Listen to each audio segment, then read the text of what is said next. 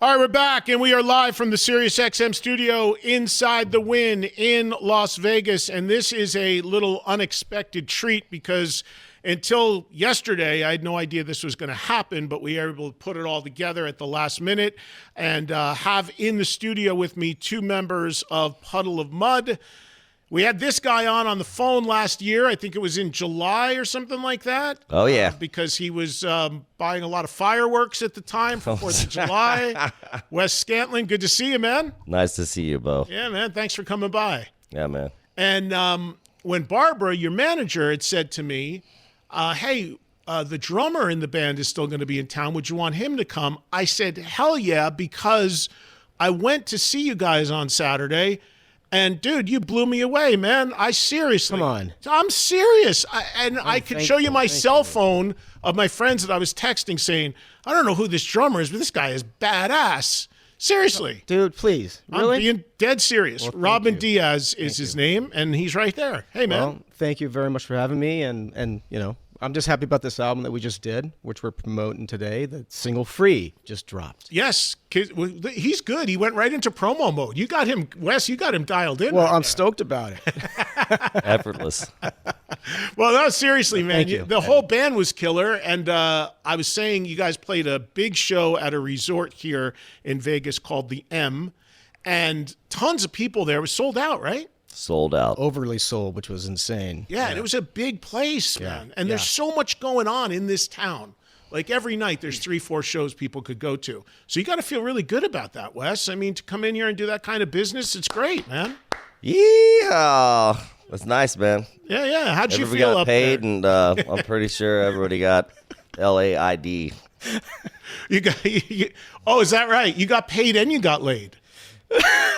Yeah. You did. That's great, man. Okay. That's the trifecta. One other thing you need, you have the trifecta there. Yeah. So It's called rock and roll. Look it up. Sorry, Kevin Martin. That's my bro. Kevin Martin's your buddy from Candlebox? Yes, yeah. I was just joking about Kevin a minute heard. ago because Kevin was on this show like 2 years ago about his farewell tour. I'm done.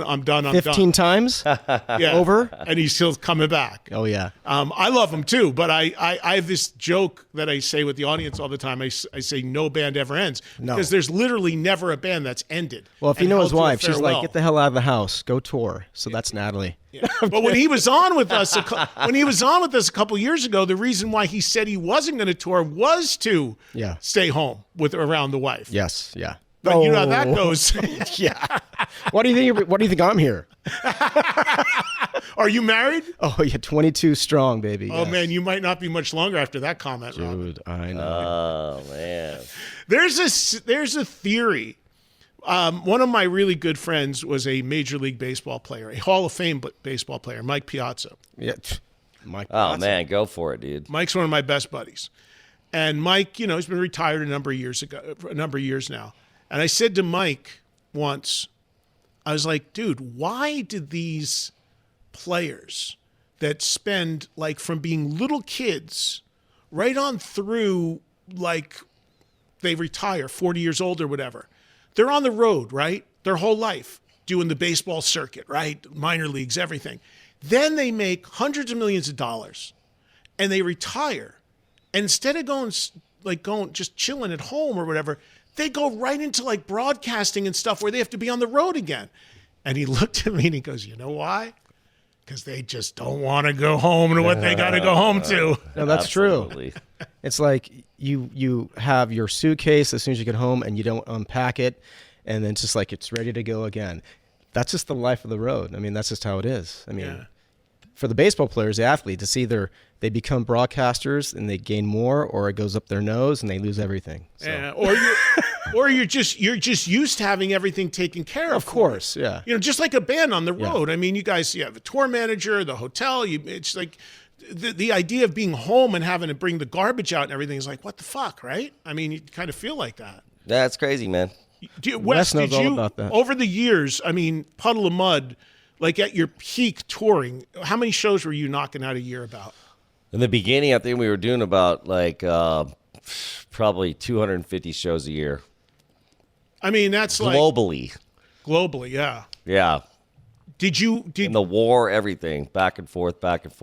overseas, all around the whole entire planet. serving our people that were over there fighting for us. Oh, wow. So, and as a younger guy at that time, did you like that, or did you feel it was too much at the time? Man, I love the bunk on the bus, you know, got the little TV right there. You just cruise in there at night, you know, have the tour manager drop you an Ambien and say, you gotta do a radio show tomorrow acoustically, which I would have gladly did here. But anyway, 6:30 in the morning, and everybody else is like, you know, hungover and falling out of their bunks and stuff and cracking their heads and stuff. So I'm just like, okay. And they give me a guitar and just go for it. And I'm like, all right, damn. So that's fun stuff to me. I like that kind of stuff. Yeah, but I think about that. Like, I'm not a morning person at all. Like, even this is early for me. I can't function in the morning. And I think about that all the time. Like, I've done morning radio for a very short period of time. But they call guys like you to come up. Yeah, we go on at 6 a.m. We need you there at 6:30 to sing Blurry, and you're like, what the fuck? You know? I've left the radio stations like in tears because my voice was just burnt. You know. Well, I'm sure sometimes if it's really early, you probably never went to bed yet, right? Yeah, sometimes. Yeah. I would have done that. Like when I used to do mornings. I would do mornings, and I would go home after the shift and go to sleep, and then just sleep till like 5 p.m. Because there's no way I was waking up at 3 and getting on the radio and being all like, "Hey, good morning, everybody." It's wasn't going to work. No way. I treated it like it was a night. You know, I treated. I'm plugging Dream Water and Pure Z and melatonin right now. Thank you very much, God. What is Dream Water? I get it from the airport. It's just like it's a sleep shot. Really? Oh yeah, you just slam it, man.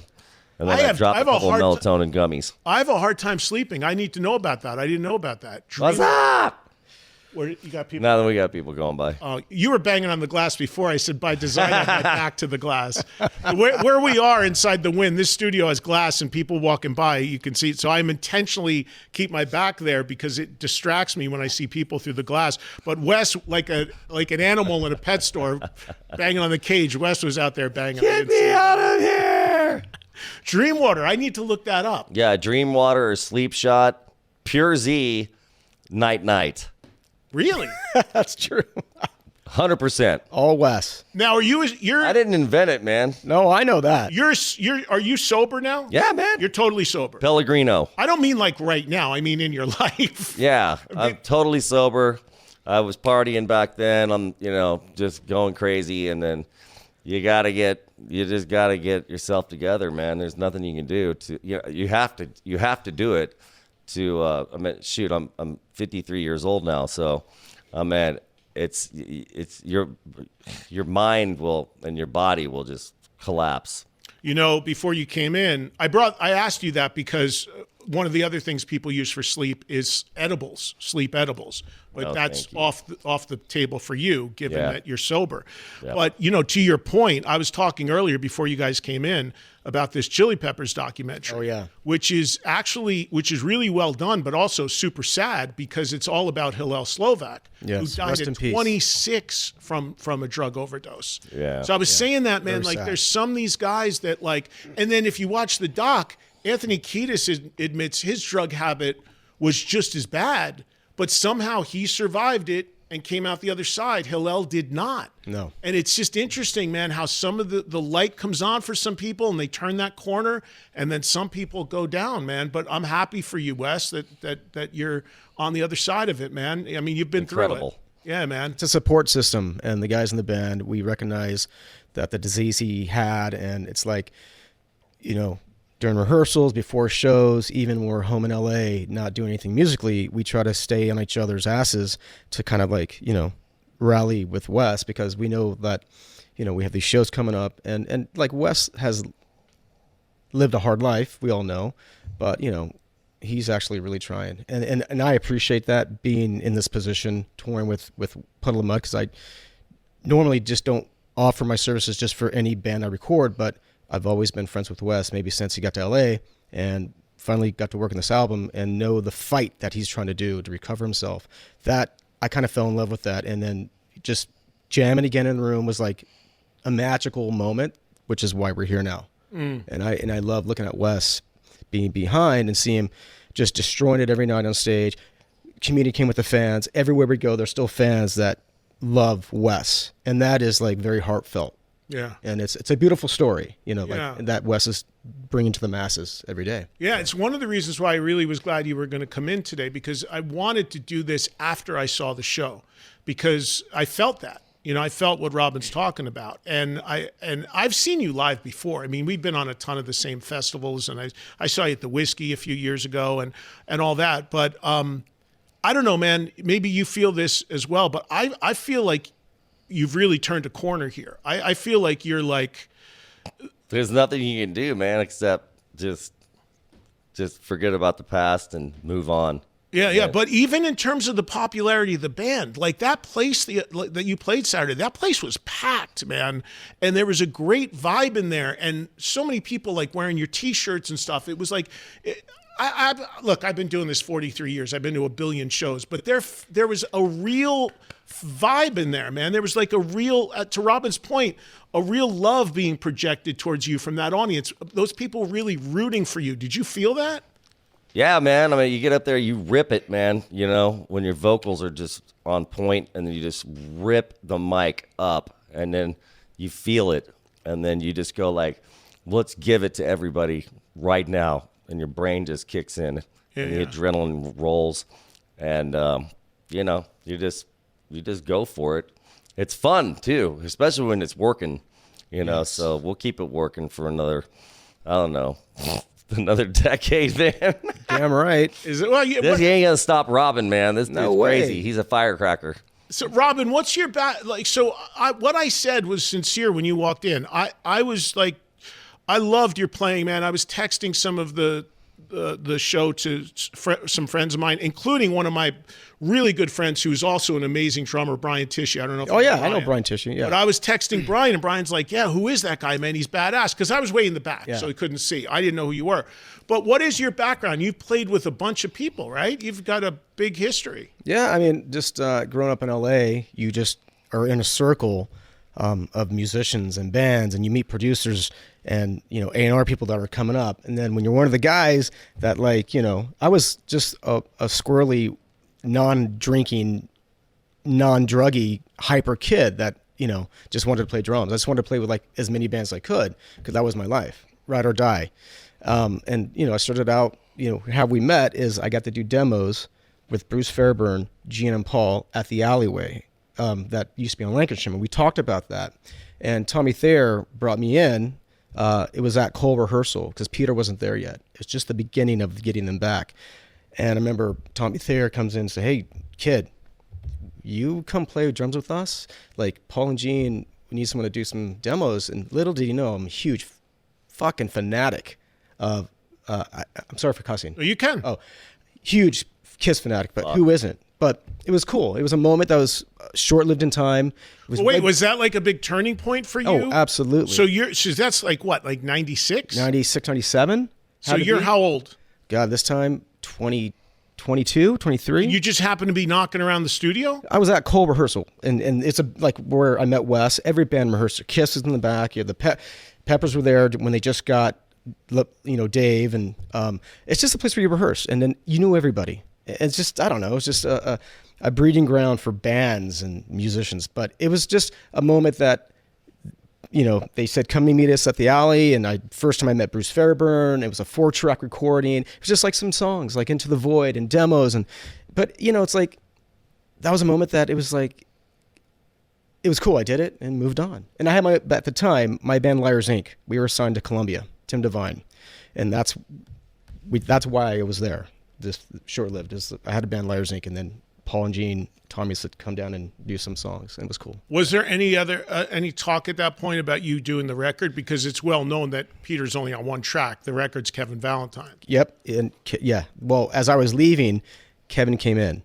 It was just a favor. I mean, I just did demos. Kevin actually did the album. He actually recorded the album. I think he produced it as well. No, Bruce Fairburn with Mike Plotnikoff. That's right. Right. But you've been more of a session dude? Yes. So you played with like tons of people? I was in, this is about Puddle of Mud. I know, but I want to get your story. No, dude, it's cool. I love hearing this, man. It's insane. You're here. I got to talk to you. No, I know. Yeah, I was in Daughtry for about 5 years, from 2009 to 14. Then I left Daughtry, joined Hole for 2014 to 15, 16. And then I played with Billy Corgan for a while. Went to Chicago, recorded like 7 songs with Billy and Howard Willing. Then from there, I joined Bauhaus, and I was with Candlebox. I played with Candlebox for like maybe 5 years. Wow, so really eclectic too, like all different kinds of stuff. And Wes, where did you connect with him? All right, so look, he was there. We had when Fred Durst signed me, and flew me to L.A. and then they slammed us into the Cole Studios. We had tryouts, because Fred it's like, hey, just come by yourself, and so we had these auditions, and there was like, I don't know, 50 drummers, man, going down off this what was that road? Whatever the hell, Cat Studio. Get right up on the Bill's place. Bill's place. Oh shoot, Sherman Oaks, Sherman Way. So anyway, Robin was like, we videotaped all the drummers and stuff, and so we had me and Doug Ardito, the old bass player. He's a great guy, but amazing musician, of course. But so Robin, Greg Upchurch, who's he went to like 3 doors down, and God bless Brad in heaven. Yeah, rest in peace, Brad. Totally. So Robin is now he almost made it into Puddle of Mud, and now he is in Puddle of Mud. 2 decades, perhaps later, even more later, which is glorious to me. Let me ask you about because I actually picked him. Yeah. So you've had a lot of different people in and out of the band over the years, but let me ask you about the rest of this current lineup, because they were also killer. So because you had at one point Miles Shawn playing with you, right? He's not any longer, right? Yeah. Or at least he didn't the other night. It wasn't him up there. No. So who's the band now besides Robin? We got Robin Diaz and we got Clay. You tell them. My buddy Clay Davies, who was from Canada, but he's been in LA for over 20 years. He's a producer, songwriter, wicked guitar player, and actually one of his favorite bands literally is Puddle of Mud. So when the transition was happening with Miles, Wes and Barbara, Robin brought Clay in. Brought him in, yeah. Okay. The short of it is I brought him in, and he was cool. And then we got Michael Anthony Jaworski, if I pronounce it correctly. So I actually have Michael Anthony in there. Yeah. But God bless Miles, Miles Shawn and his son and everything, and he's doing the right thing. And he's out here. Wicked musician, great human being. Which is wild that we're here now, and he lives here now. But we all live. Miles Shawn. Yes, yeah, Miles Shawn. So why is he not in the band now? Did he opt to? We have to rehearse. We got to keep our chops up, and so Robin's there, and and I can sleep on Clay's couch in his studio. And where the heck is that at? He lives behind Sound City. He has a huge. He's got a bat rehearsal room cave behind man. Sound City. Okay. There's a bat cave in there, dude. It's just everyone's local now. Right. That's all it is. It's nothing to get. Miles is amazing, talented musician, great songwriter, great singer, all the above. But it's like when there's moments when Wes can get a call for a corporate gig, or he can get a call to quickly open up for somebody, and we just got to be there. It's the business. It's as much as fun as rock and roll it is. It's still a business. Yeah, of meaning course. you got to be there. Say that all the time. It's like people feelings get hurt, but when the manager says, "Hey guys, we need to fly out tomorrow. We have this show. We need to get Wes in a room. Let's rehearse." Well, guess what? When everyone's not around, you're fucked. And it's like I'm not gonna get on stage unless we're rehearsed. I don't do that. Yeah. Do you get a lot of calls for corporate gigs? Yeah. Barbara does. Yeah. I just went to one here last week on Thursday. I tell my audience about this all the time. Like, you would not believe what goes on at some of these corporate gigs. Yeah. Money. Money, yeah, but Party time. That and too. This thing was at the Mandalay Bay Yeah. in the arena, and it was Home Depot. You need to get some of this action, Les. You listening, Barbara? Now try to connect you for next year. Home Depot does an event here once a year where they bring in the manager of every Home Depot. Say that 2,500 Home Depot managers in the arena. And the band was actually Royal Machines. Oh, yeah. Wicked. But they brought out the rotating cast of singers. So Here comes Sammy Hagar for 3 songs. Yeah. Here comes Corey Taylor for 3 songs. Wow. Here comes Tone Loc for 3 songs. Nice. You know, Very so it was a eclectic. mix of everything. I would have been there. Would've been Yeah, badass. it was Thursday night, and I would have gone to that show. Were you here? No. Oh, Were we here? I would have been there, man, for real. yeah. Well, you would have liked. They Totally. could have gotten you up, kicked you a Absolutely. couple I would have bucks. rocked. You could have Yes. sang something, and you would have Yes. maybe walked out of there with a little something, something. Shit. Little I live taste. here now. You live here now and on his sofa. It sounds like. No. He that's- lives it. it's He's a Clay. vagabond. He's everywhere. Oh, Clay, I got you. I got like 5 places to go, man. He has you know, 5 but- places to go. And I casita. I have a la casita at my manager's place. Okay. Yeah. She has a big, beautiful home here in Vegas, but there's a back house. My driver's outside in the triple slide out 45-foot Western Alpine coach, And it's not lying. ready to roll. You're rolling large, is what you're saying in Vegas. There's only $38,000 with 40,000 miles on it. Do you gamble? I'm up, man. We played craps You've last gambled night. in life for sure. The guy fell over, dude. The guy at the craps table last night, I think it was like, what, 12:30? And I'm like up. This dude seriously collapsed and like fell over. And then he got back up. Wait, why did he collapse? I have no clue. I don't know the dude. Well, it's Vegas, Eddie. The So dude he's fell hammered. over. Yeah, he was seriously, he was man. annihilated, you know. And then this other Annihilated. dude. Where was this? Was this at the M? This was at the pyramid. Luxor. The Luxor, pyramid, yeah. thank you. Whatever, it's nice. I like it. But the guy fell over at the craps table, and then the dude that picked the guy up, he had, according to my manager over here, he had 2 bindles of like fucking cocaine fall out of his fucking Literally, pocket. literally. And then fucking he picked the dude up, the cocaine fell out, and the dude has a $100 bill dangling from like a little tiny string in his fucking in his pocket. And then I go around to his like Asian wife. I think he had 2 of them actually, which Makes sense. was Yeah. exciting. Vegas. And I was like, I tapped her on the Coke, Yeah. money, 2 wives. Or let's just say an and we're escort. sober and we're up and, you know, we're fine. And, you know, she's laughing. We got the dog. We got Sophie. She's always there. You had a dog in the casino. Yeah, we got the dog in there, That's man. West. They allow it They everywhere. don't care. And then I tapped her on the shoulder. She comes around. I go, "You want to see something funny?" And she's like, "Oh yeah, I want to see something funny. Okay, let me show me something." I'm like, "Did your friend that just fall over has a $100 bill hanging out of his fucking pocket, and his bro over here just had 2 bindles of fucking cocaine fall out of his fucking pocket, and he kicked it under the fucking table." And I didn't even see any of this shit except for the dude fall over. everyone saw And it. then the lady, the Asian lady, God bless her, she's trying to hold this cat up, man. And I'm just like trying to like, you know, hard 8, hard 10. Like I'm trying to learn how to do craps and stuff, which I'm up on, by the way. Oh, thank you, God.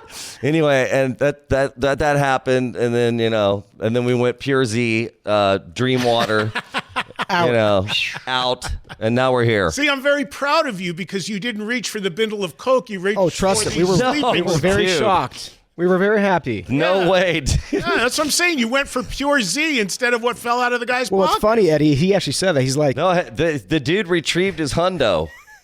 He You went know, for like the I money, but saved not the his Coke. hundo. You I put it could have back just in his snapped pocket. it. I could have snapped he it right put it there. back in his pocket. He tapped it in.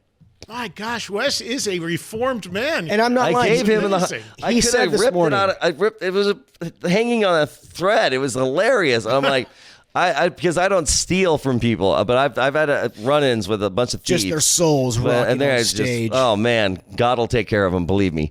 But anyway, 100, man. So I just tapped his wife, put it back in his pocket, and they continued to literally play. tap his wife. They had paramedics outside, like right around the whole entire craps table, man, for real.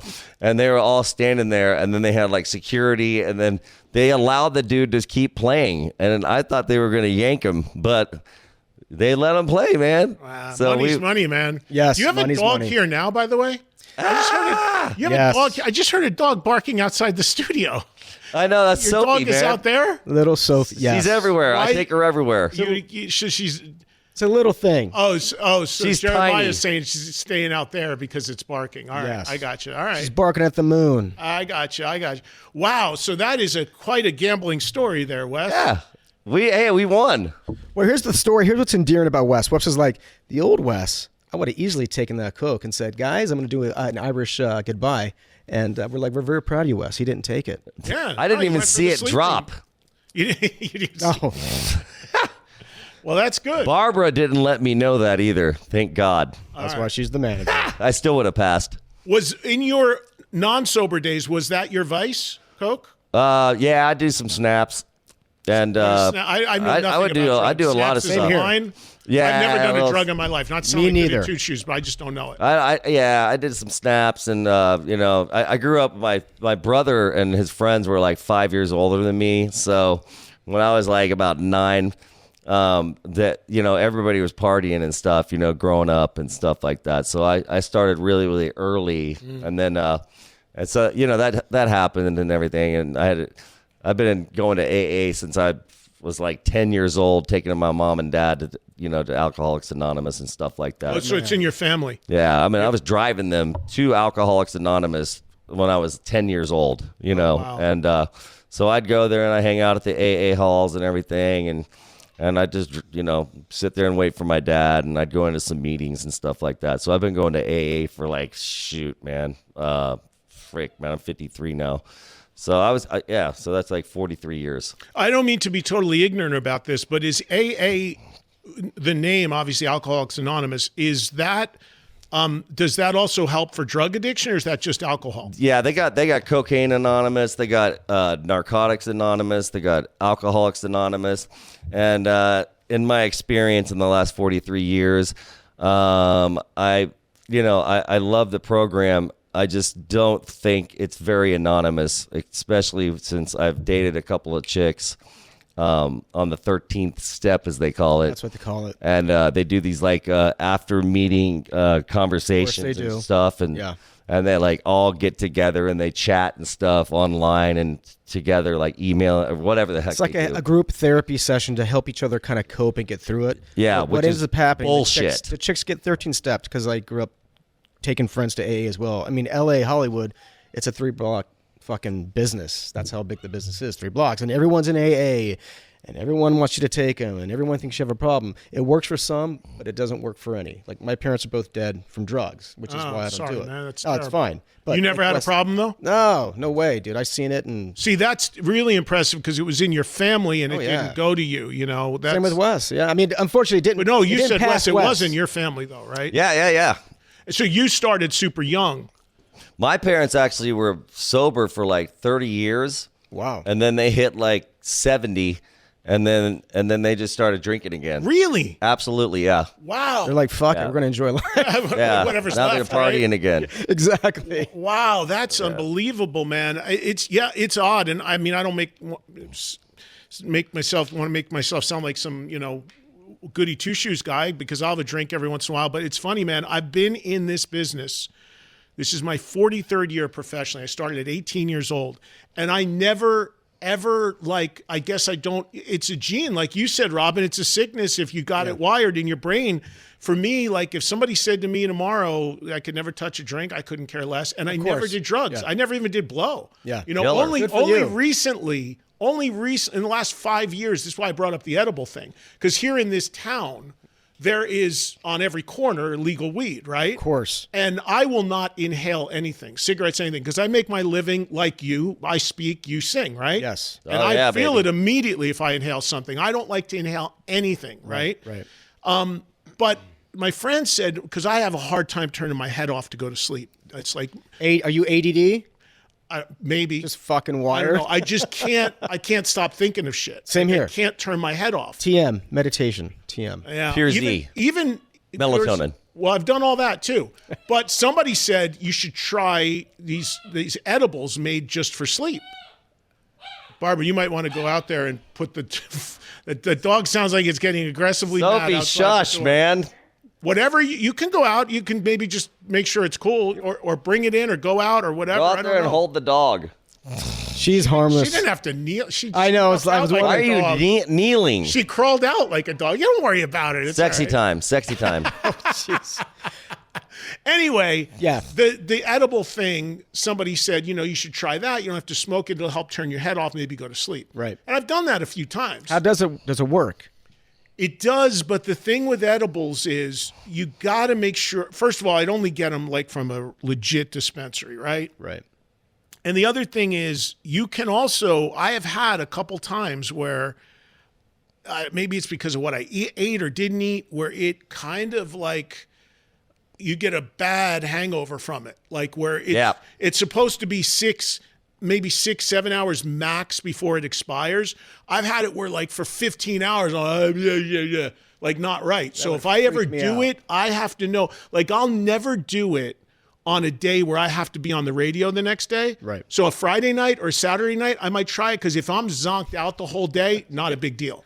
But if I got to come on the air and talk for a few hours, I've had that happen where I'm like, I'm outside slapping myself in the face because it just doesn't, it hangs in too long. How long does it stay in your system? I don't know. Well, it's not supposed to be that long, but 39 days. no, get the hell out of here. Not an edible. THC? I have no. Well, this THC is stays different in your though. body for 45 days. This is THC. Okay. THC just eat. And we know this because here's why what's great about this and with Wes is he every week has to check in. We have. Well, my two homies, Tim, I love you guys, man.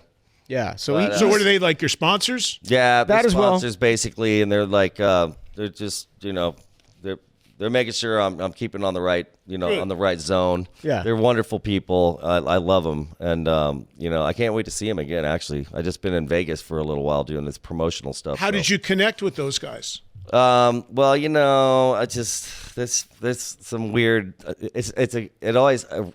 My life always surrounds about psychotic women, and they just pull some weird stuff. They freak out because I'm a rock star and all this stuff, and I'm always on tour, and they think I'm cheating and all this crap, and I'm not doing shit wrong. he's the opposite of that. Yeah, fucking and I'm rock just star. He's like, not and that. then next thing you know, they're like calling the cops. Basically, what happened is that somebody since OJ killed Nicole Brown Simpson and the other Ron Burgundy dude, like ever since. I don't think Not Ron I think Burgundy, that's- whatever his name was, man. Sorry about the dude. Yeah, And I feel for the families, but Of course. ever since OJ did that, or whoever did it, Robin's cracking they up. switched Ron the Burgundy rule. was a comedy, like in a comedy. It was like, Santiago, Whale's vagina. I watched it the other night in the hotel. what room, is laughing it? my What's ass the off. movie? What's the movie? They Ron changed the Burgundy, law. the, Oh, the name of it's Anchorman, the Anchorman. Thank you. Ron Burgundy, the Anchorman, which is He's so alive and amazing. well. They thankfully. changed the law Okay. when OJ's when Nicole. I love you, Wes. I'm telling you the truth, man. When they changed the law, so somebody has to go down. So whoever calls the cops goes down. So I had to get incarcerated and go to a dungeon. So now I get to see these wonderful people, Tim and Tim. And You met those people in jail? no. I met some. They were assigned to I him. met some serial killers in jail. Are you serious? Oh, absolutely, man. I was on. Yeah, they put me in like lock, man. So He was there a I was week in or there for so. about a week and a half, and then so You were it's- in a cell with serial killers. yeah, I was in with serial killers, man, and they were cool. They were cool, They were waiting I to mean, be as- like as arraigned and all far that as stuff. being with serial killers, they just slam me. Like they were your cellmates. No, they weren't They actually. were next door. They were right next to me. So the whole thing is just insane. But I made it through there. The food and the Twin Towers is insanely weird. So I'm desperately trying to not go back to jail. Yeah, ever no, again. we don't want you back Please, there, man. God, no. Yeah, we don't No, want you back no. there. Not at all. I'm happy for you turning your life around here, and we're all pulling for you, man. We don't want you back there. It's always, hearing these stories is always interesting to people, but the bottom line is we want you good, man. We want Yep. you solid. We And all that's- do, yes. Everyone's pulling for you, man, because you've been through it. Absolutely. You have a book in you, dude? Yeah, I got plenty of books. Me and my brother are going to be working on it. I was going to say you got a series of books, but you haven't done one yet, right? He's doing it now, man. He gets up at 4:00 in the morning and he just goes and starts writing, and and then he'll call me, and I'm telling him about other stories that he forgot about and all kinds of other insane situations. So is it your story or his story, or you? It's like together? a combo platter of me and his life. Their childhood and Yeah, to where he's and at just now. growing up and everything, and he was around the whole time when Puddle of Mud was, and just my musical career and his life and our lives together growing up and stuff. So it's just kind of like maybe we should just call it brotherhood. Yeah. You know. Yeah, no, that's really cool. I look forward to reading that. And then we're going to talk about the new record and the new song here and the new video, which came out today, free here in a second. But one other thing on this, you said you started down that road really young and it was in your family. Then you hit huge with Puddle of Mud. 25 years ago, that record sold a few million copies, 3-4 huge songs that you're still playing today. That's when people, if they're going to go off the rails, that's usually when it happens. But you already were having, so I would imagine success and fame then coming into the equation probably set you off even more, or did you pull back a little bit? In the beginning, in the signing process, I was actually really, really good. And then you live in Hollywood, and you're just thrown into Hollywood, California, and and all of a sudden, this one lady, I think her name was Danielle. She worked with Jimmy Iovine and did a bunch of videos, a bunch of great stuff. But she said, look out for the lurkers. Like, watch out for the thieves and the lurkers. Bottom feeders. And the bottom feeders. And they're all over the place out there. They're definitely all over the place out here in Vegas, too. Believe me. And, so I didn't watch my own back enough, and I kind of fucked it all up. So right, because then now you have a record deal, now you got hit records, now you're on MTV every minute, now you got money, and now you got people coming up to you, I'm sure, because you're Wes from Puddle of Mud, what do you need, dude, anything you need, and really, even if you didn't have past problems growing up in your family, I would think that's a really, really hard thing.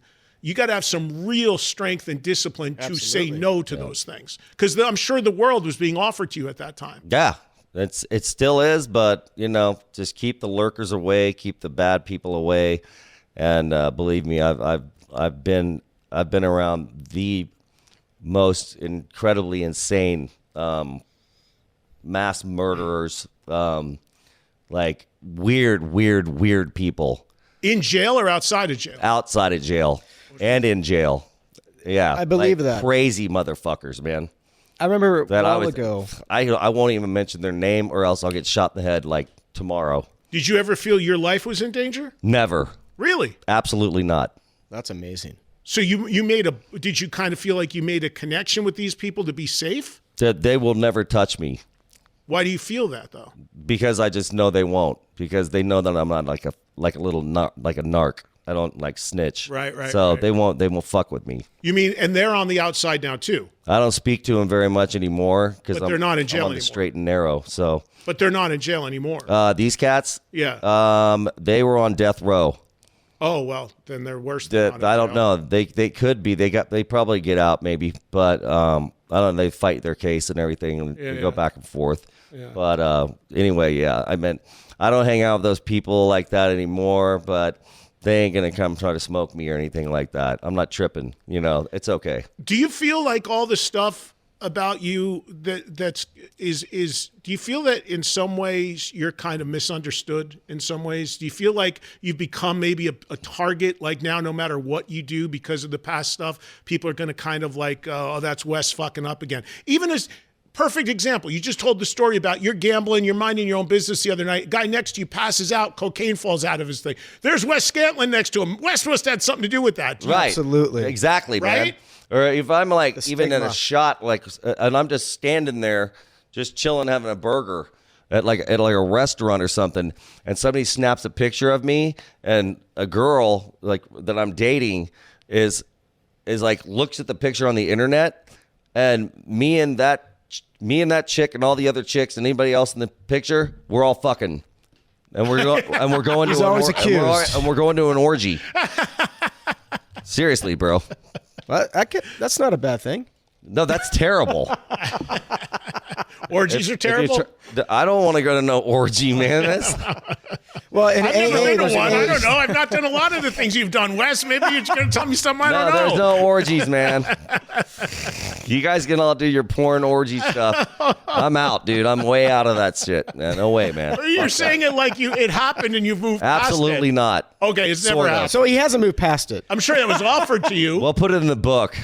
Right, yeah, the book. Yeah, definitely. Don't talk about the guys that want to clip you, though, in the book, though. You don't want to out them. No. No, keep them No. out of the pages. You don't want to do that. No, thank you. But one last thing on this, and then we'll talk about this. You want to talk about Wait, what was Diaz, the Diaz, bro? Oh, God. We don't want to talk about Diaz.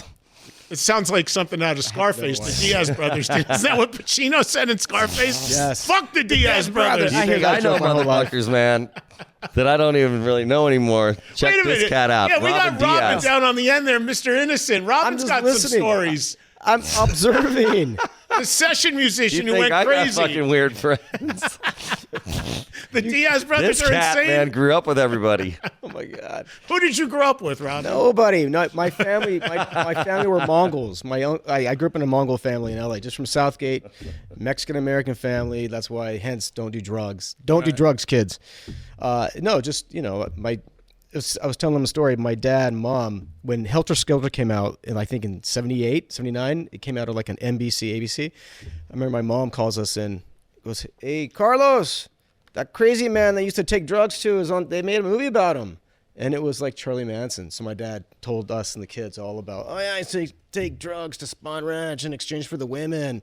But we heard that little, squeal was like dealing with the Hells Angels. So we were going to put a hit on him. Then he got arrested for the La Bianca tapes, or the La Bianca murder, excuse me. So those were the stories I grew up hearing about. Yeah. A biker family. But it's whatever. I don't care about that junk. Yeah. Well, no, I'm glad I'm glad you're okay, man. Thank you. I had that kid, Youngblood, on here recently. Oh, yeah. Who's got a lot of Fantastic. buzz on him right now. And I talked to him on the air, and I said it during the interview. That guy's like 27, 28 years old. He's got the world being handed to him right now. Every award show, you see him, he's like having parties, he's this, that. And I said to him on the air, I'm like, dude, we're pulling for you, man. Everyone's pulling for you. You're a young guy bringing rock, and you're getting young audience into rock. It's great for the genre. Yeah, you might be the guy, right? Depending upon what you do. But the thing is, I hope, and I said it to him right on the air. I go, I really hope you got good people around you, because I could easily see a guy.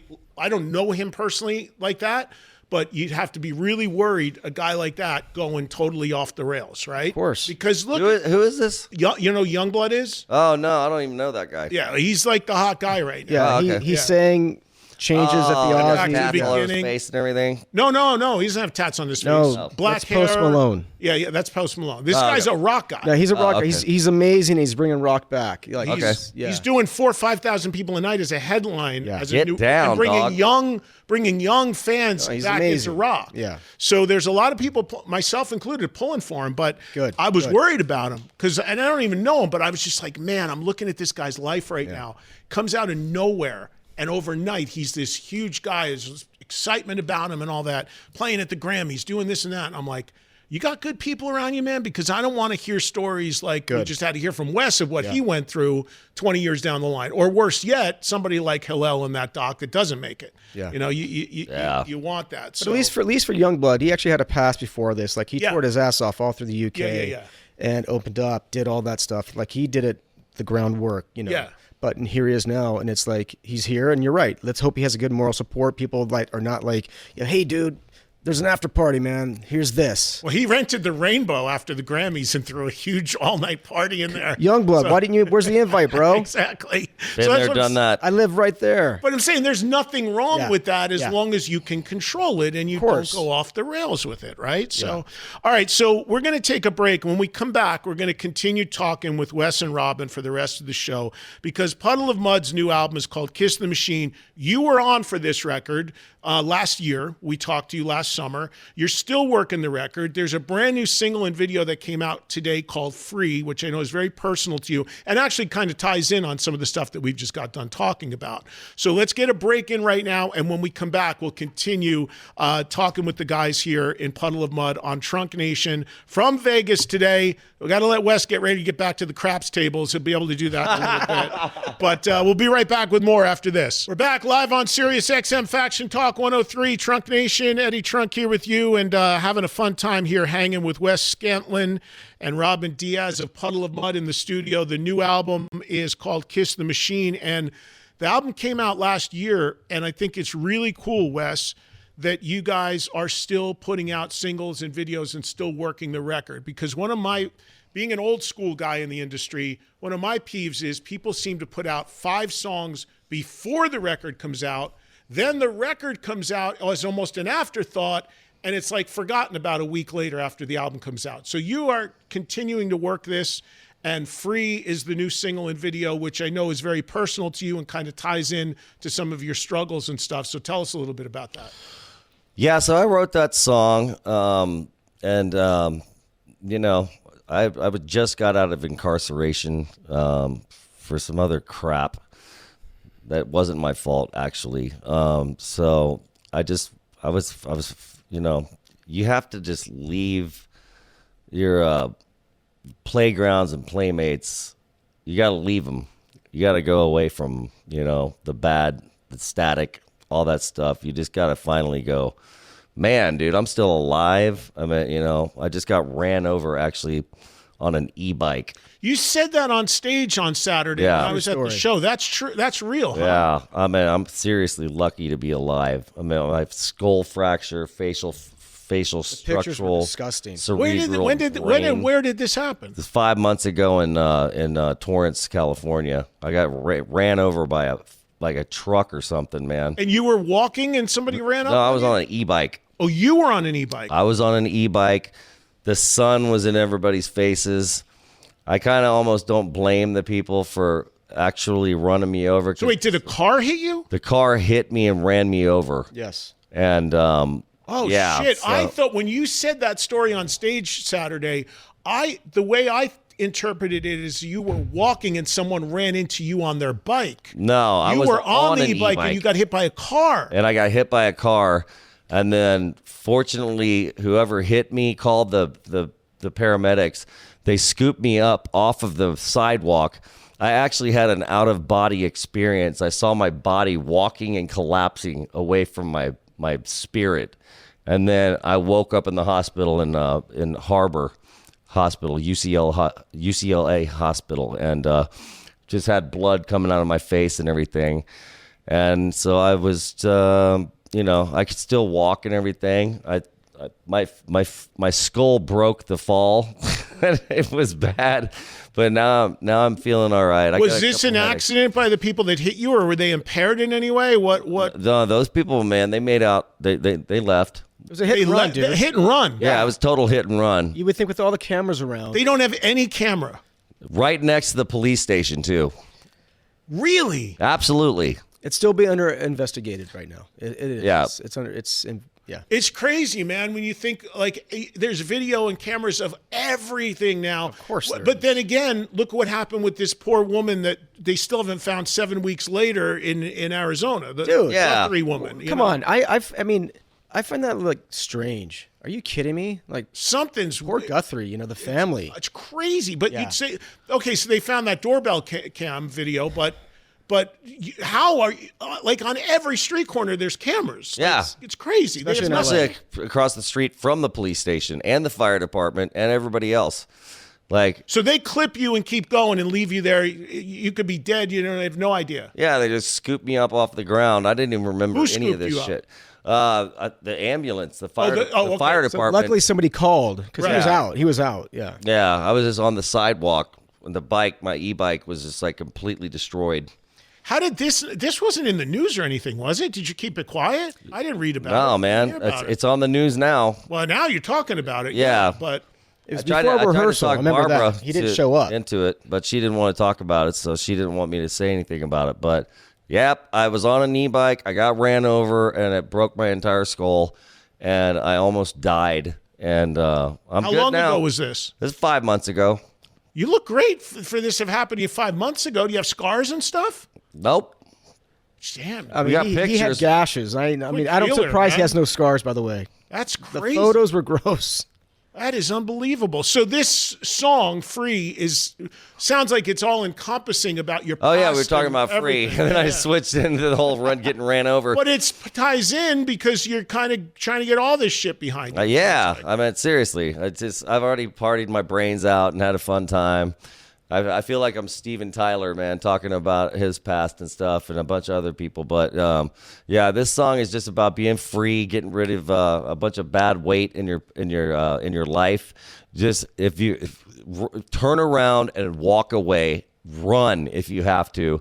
If it's looking negative, no negativity, man. All positive, and pray to God and believe that there is a God and he's got your back, and there are angels that are surrounding you constantly trying to help you. Listen to the messages that God is sending you. Believe me. You've definitely had some angels around you in your life. Talk about Without a 9 doubt. lives. Yeah. Big time. I mean, if you had 9 lives, I mean, you've probably been through about 7 of them so far. Yeah, maybe more.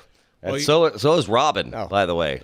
Why do you keep saying that about Robin? Robin, what is he alluding to? Because he tells me all these crazy stories, man. Let's hear one, He needs to Robin. write What his own happened? book. Hang on. Dude. There's no close to death experiences, nothing like that. No, just we both have lived on the road, and the experiences. We bullshit and talk about funny stories that we have done, and I've toured with Courtney Love. I've toured with Peter Murphy from Bauhaus. So there's awesome stories Courtney Love. and nothing bad. Talk about class. I'm sorry. I think Courtney's rad. She's amazing. One hell of a performer. Right, but there was probably Of course, some but that craziness. stuff but that stuff. That's just. Absolutely. I'm never gonna Yeah. Wes is like, she I don't got a have shit story on for me. you, buddy.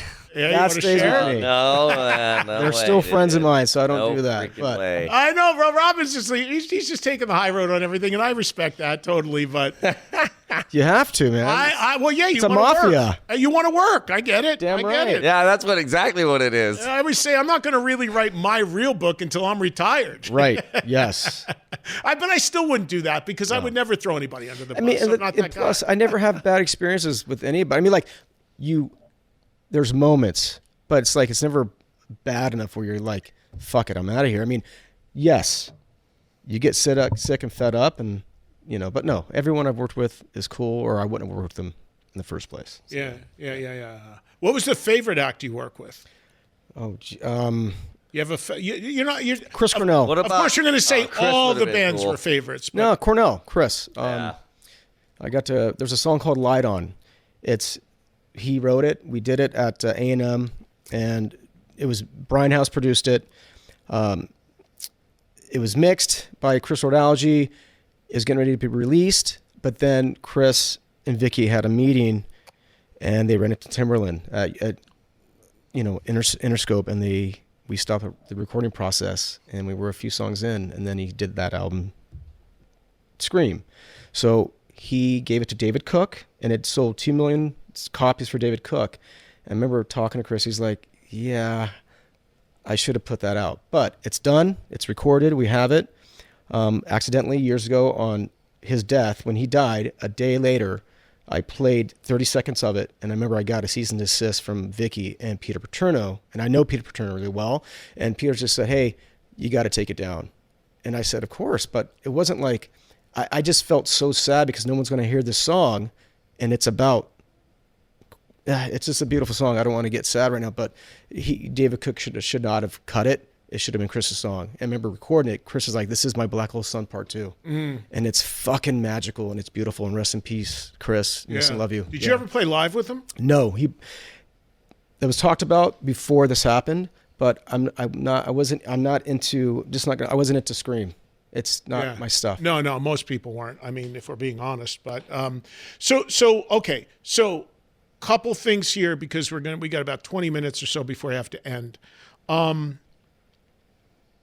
Wes, going forward now, I looked at the website. You got like 2-3 dates more coming up this summer on there.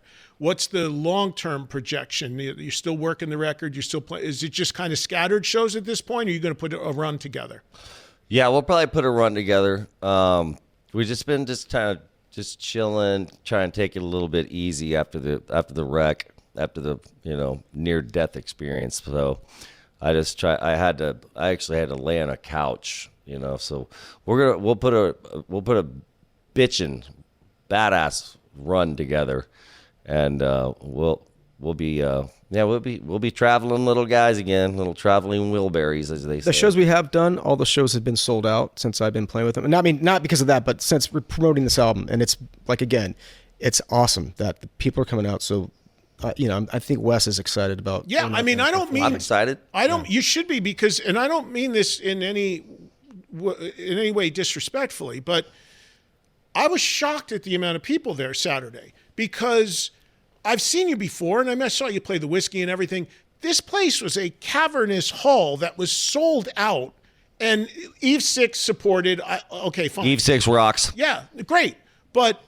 You guys, I mean, that was amazing to see. And I was wow, this is, and again, in this town, where there's like, on any given night, 5 different bands. Luke Combs played that night, which broke the record. Luke Combs broke the record at the stadium. Yeah. 77,000 people. So Wes, that's amazing, down. bro. Sammy Hagar played that night. Exactly. Sammy, yes. go, baby. Yeah, the same night you were on. So I'm like, man, off the strip casino, big room. I'm like, I'm wondering how rock this and roll is do. back. And I walked in and I'm like, fuck yeah, this is awesome. This is really great. Love you, Eddie. It was really, really good to see that, man. So that's super encouraging. Nice. We need rock to come back. Yeah, well, rock is coming back. I feel it too, man. And the other thing, when I was at the show, Wes, that you said, no, you didn't say this at the show. Barb sent me a clip of you doing a local TV, 5-minute spot on a local TV thing leading into the show. Yeah. And during that interview with those folks, you said that people are always asking you about playing new stuff live. Absolutely. Do you realize how counter that is and how unique that is for your band or you? Because in 95% of the cases, it's the opposite. Exactly. People want, just the play classic. Control, play Blurry. I don't know this. Oh, you're playing a new song. I'm going to go use the bathroom or get a beer. Yeah. You're telling me your fan base wants the new stuff. Yeah. Yeah, that's all they want. That's crazy. Play man. new stuff. Where do you get that vibe from? Do people you meet or on social media, or what is it? Fans at shows. Yeah. All around the whole world. They're just like, man, I just want to hear new stuff. I just want to hear new music. Keep writing, keep writing. And what's beautiful is everywhere we go, fucking music. people run into Wes and want a picture and autograph. People all the time, and it's a beautiful thing. It's very heartfelt. So again, this is why people come, because Wes listens to his fans. I mean, he can't go anywhere without anybody wanting an autograph or a photo. Mm-hmm. And it's really beautiful to see that. Yeah, no, and that's got to feel good after all these years, man. You've been, you're certainly not old, but you also are not a new artist. You're kind of somewhere in the middle. And I was thinking about this too with you coming in today, because first album was what, 01? That would have been 9-3. Wait, 93? Yeah, that's stuck.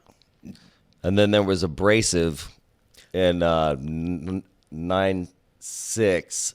And then Come Clean came at 01. Okay, so Come Clean. So there were 2 albums before Come Clean. Yeah, but Come Clean with his other band, unsigned. Yes. Under the name Puddle of Mud? No, that was Puddle of Mud. Oh, okay, with Jimmy Allen, right? Yeah, Jimmy Allen and Kenny Burkett and Sean Salmon. So that was the OG crew. But, people have babies and people get families and people do have jobs and they're plumbers or whatever they're doing, or they're, and people move on with their life. But, and then Fred zaps in and Fred Durst, yeah. Yeah. Fred.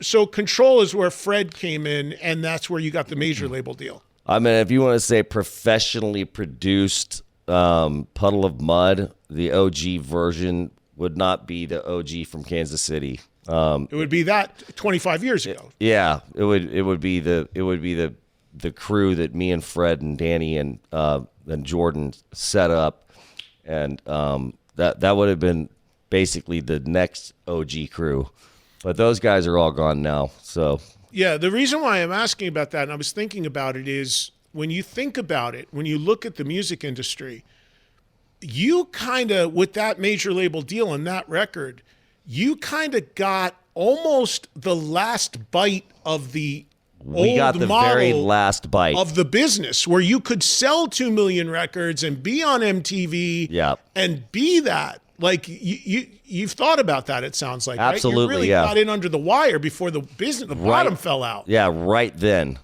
Yeah. I mean, because what did that record sell? Where you at on sales? Man, in my opinion, probably maybe close to 50 million. Worldwide, globally, and still climbing. So you must get statements on it. I mean, I'm getting paid, dog. Well, good for you, man. Good for you. It sounds like, unfortunately, you need it for medical bills getting hit when you just got hit. Oh, man. That was 10 G's, dude. 10 G's is nothing. 10 G's is a Band-Aid. Forget about it. I'll go play some craps, man. Yeah, wow. I'm up. Right.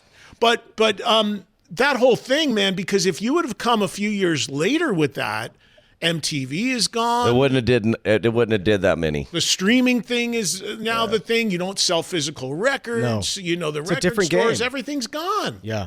But you still get a nice little kickback, man, from all the internet stuff now. They figured Streaming that out. royalties, I mean, that. Yeah. Do you feel like it's better now?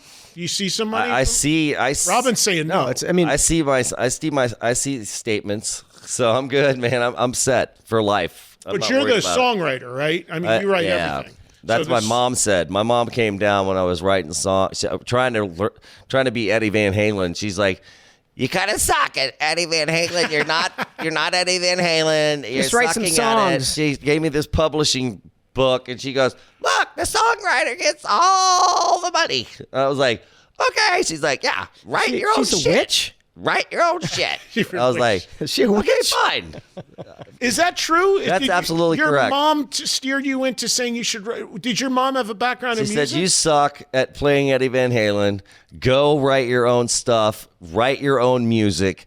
And by the way, the songwriter gets all the money." How did your mom know that? That's astute for. It was a publishing book. But why did she have that? Was she in music at all? Because she's freaking like nosy. She probably saw him as a kid I'm supposed to be loving called music Cash Money. and wants to look out for her son. Wait, what? Cash Money? What? That was supposed to be my name. Stage name or Cash Money. you were going to use that as a stage That's name? what my mom was going to call me. Seriously, man. Seriously. But she came down and told me, like, the songwriter gets all the money. Write your own songs. You ain't going to play like Eddie Van Halen. You suck at trying to do it. Forget about it. The guy's a genius. Do your own shit. Write your own songs. But that is super astute of your mom to do that because she's 100% right. Like, if you write your shit, like I tell the audience this all the time. There's all these pop artists, right? And they get obviously a lot of money because they make appearances and they play live and they draw tons of people. But then you could have somebody like Diane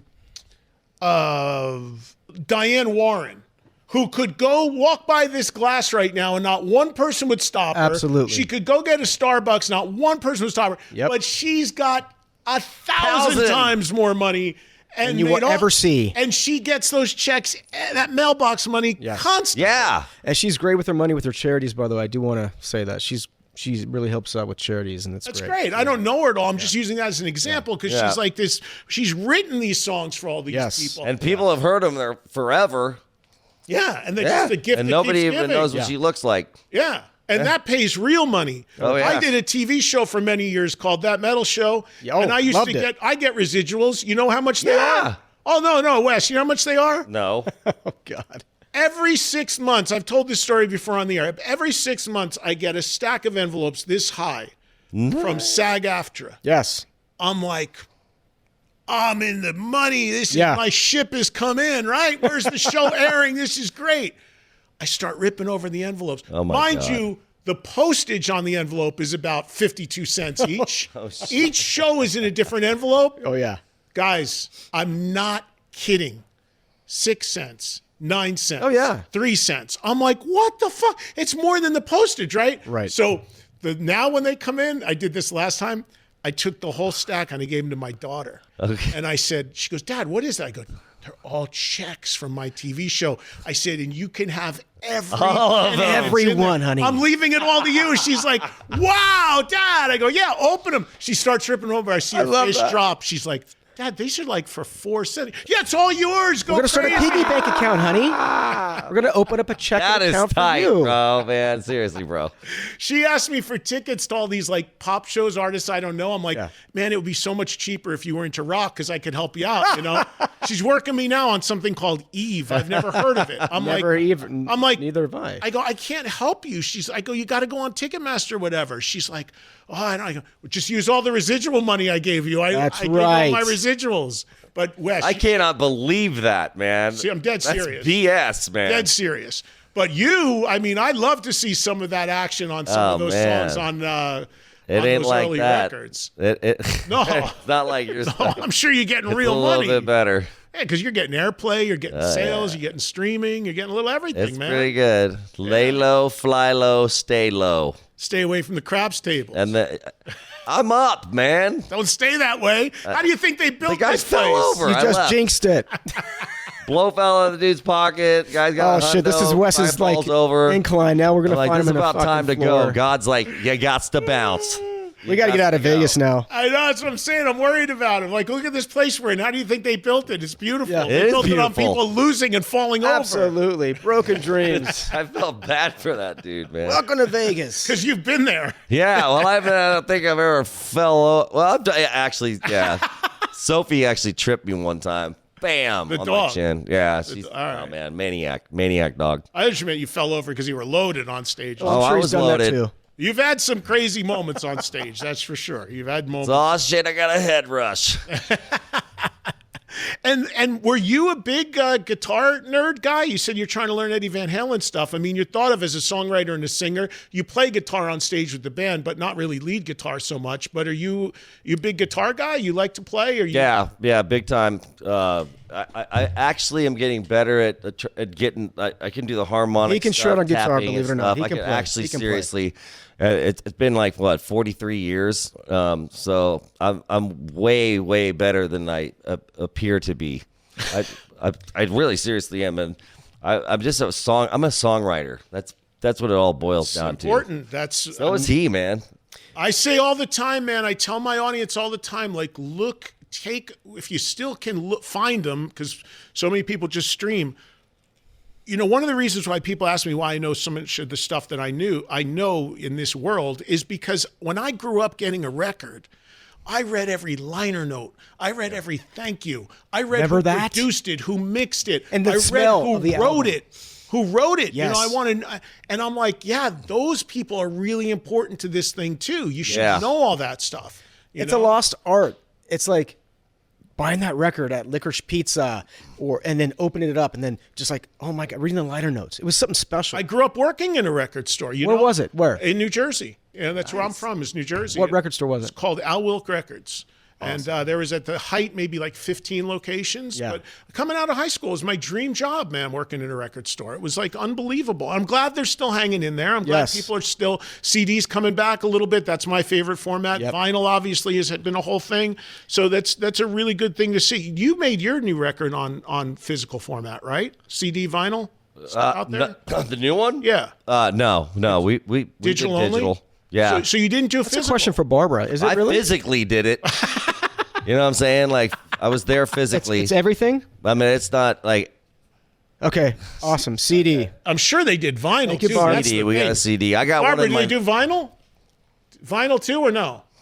No vinyl. Make vinyl.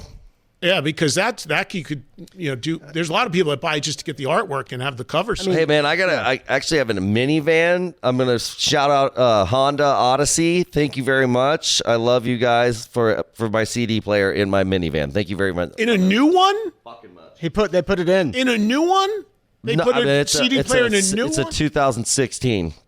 That's probably right My around the end favorite where car they're I've still ever had, having it in man. there. Yeah. Yeah, no. I mean, I love CDs are my format. Come on, what about the cassette tape? Remember putting Blizzard of Oz on with a cassette and you hear That was like amazing. You had to hear clean that? the heads. Yes. And then if the thing was out of line, you'd put a matchbook in there to Yeah. line it up with the heads, That's right? right. Yeah. Remember when it was That's out right. of phase? Yeah. Yes. All that For stuff. real. Out of phase. That's Absolutely, insane. You dude. said All that, that Eddie. stuff. You'd have the different fluid to clean either the roller or the head. Yes. And the I one was recorded red. on a karaoke machine. Karaoke. A karaoke. Karaoke, however you want to say it, dude. With two Blake cassette decks, with a keyboard, decks. a bass, a guitar, and a freaking nutball mic that had some whack ass echo, and that's how I recorded it. I'd switched the tapes, but you could only get 3 tracks, so you only get 3 tries. Everyone used to record like that. I remember that was a cool little Dave art. Grohl did it. I did it because we were so broke. We didn't have no money. We couldn't afford. I had to go over to a buddy's house with a 4-track, and 4 tracks, yes. like 2 befriend tracks. him, just be like, oh shit, you got a 4-track, dude? Tascam. Tascam. There it is. Tascam, dude, Yeah. for That's real. how you did it. Yeah, Yep. that's exactly When it. that came out, it was like changed every. Oh my And I was so broke, I couldn't even afford the Tascam, so I had to go to my buddy's house and record on his Tascam. You guys, they're going to end this show on me because I got to end to the exact time. But I could talk to you forever. I'm so glad we did this. Thank you. It's Thank so you. great to have both of you in studio. And again, check out, what's the website? Is it puddleofmud.com? Where do they go? Let me see. I pulled it up before. Here it is. Yeah, puddleofmud.com. Mud, of course, with 2 Ds.